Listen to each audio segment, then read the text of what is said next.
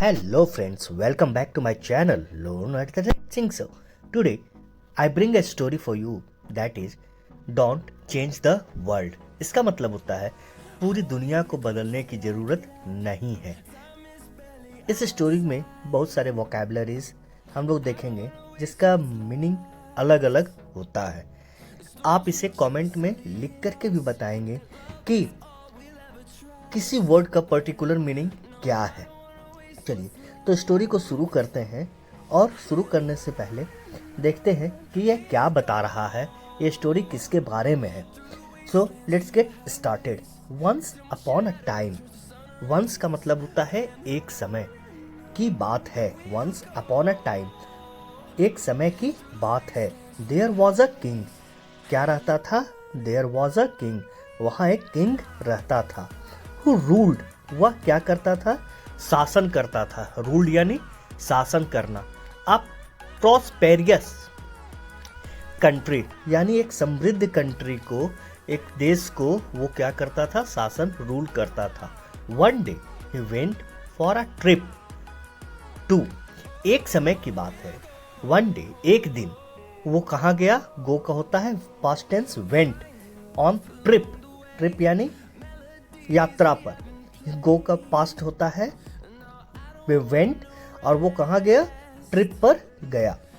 सम decent area. Decent area यानी जो थोड़ा दूर हो, यानी जो थोड़ा अंदर की ओर हो।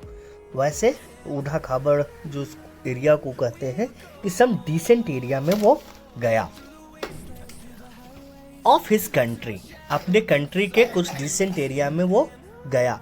When he was back to his place, जब वो वापस आ रहा था अपनी जगह, he complained that his feet were। उसने क्या कंप्लेन किया? कि उसकी फीट जो है, उसके पैर जो हैं, वो क्या कर रहे हैं? वेरी पेनफुल, बहुत दर्द कर रहे हैं। It was the first time that he went for such a long trip and the road that he। तो उसके पैर क्या कर रहे हैं? पेनफुल। पेनफुल यानी होता है दर्द करना। बिकॉज क्योंकि वो कहाँ गया था? वो डिसेंट एरिया में गया था जहाँ सड़कें नहीं थी प्रॉपर और ऊढ़ा खाबड़ थे, टेबल्स थे बीच में।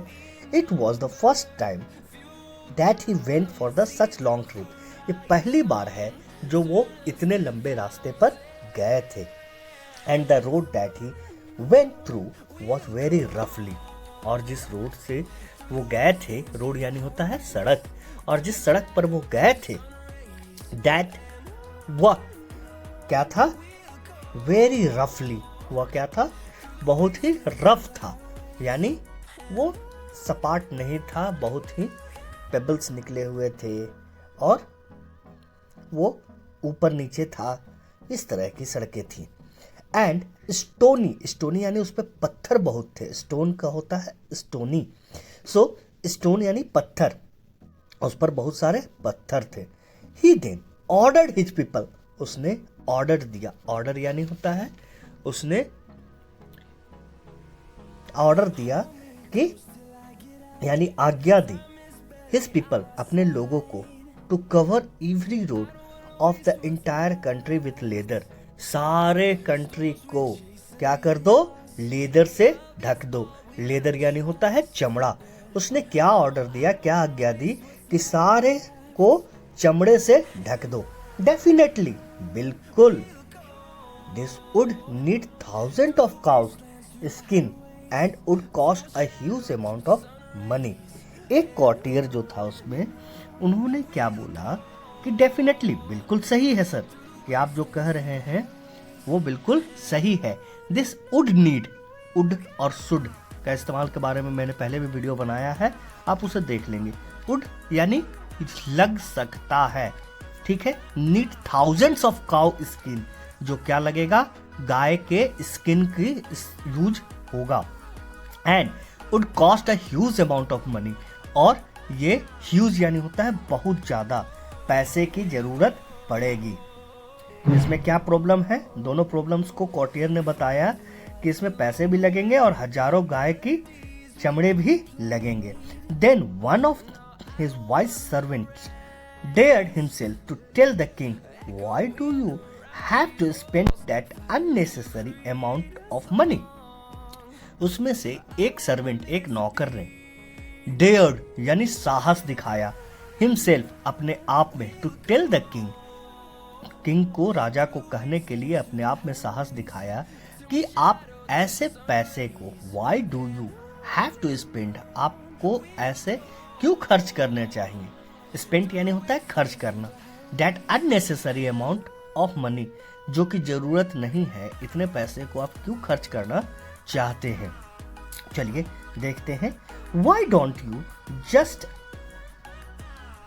Cut a little piece of leather, क्यों नहीं आप एक छोटी सी लिटिल पीस ऑफ लेदर, आप एक छोटी सी लेदर को कट करके टू कवर योर फीट, आप अपने पैर को कवर कर लीजिए।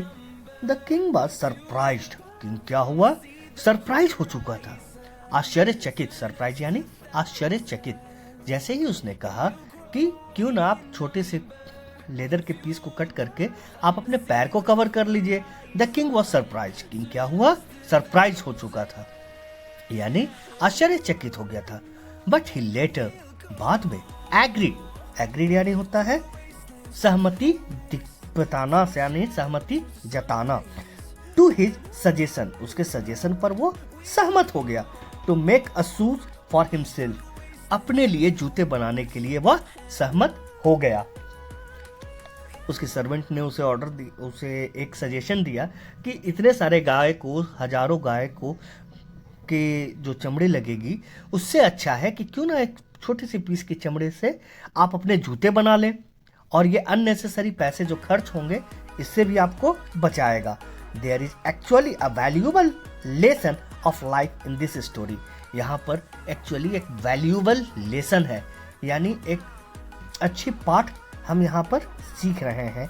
This story to make this world a happy place to live, इस पूरे संसार में एक अच्छी जगह क्या है जीने के लिए, कि हमें संसार को बदलने की जरूरत नहीं है। There is actually a valuable lesson of the life in this story, इस स्टोरी में वैल्यूएबल लेसन यही है to make this world a happy place, इस पूरे संसार को एक अच्छी प्लेस बनाने के लिए क्या हमें क्या करना होगा, you better change your self, अपने आप को ही बदल दो। क्या करना है, अपने आप को ही बदलना होगा, heart and not the world, अपने हृदय को थोड़ा सा बदल करके देखिए, ना कि पूरे विश्व को बदलने की जरूरत है, and you will be very happy. This is a very good story which we learn today.